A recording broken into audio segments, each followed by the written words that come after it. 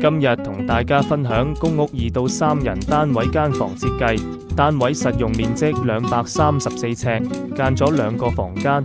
入門口位置係餐廳，做梳化凳櫃連埋餐邊櫃，搭配伸縮餐台。再旁邊就係客廳區域啦。利用上層空間做兒童床，側邊做樓梯櫃，下邊放到雙人梳化，仲有衣櫃。梳化對面就利用凹位做一組書着櫃，旁邊做電視牆。主人房就用木板加趟門做間隔，上邊做個玻璃窗。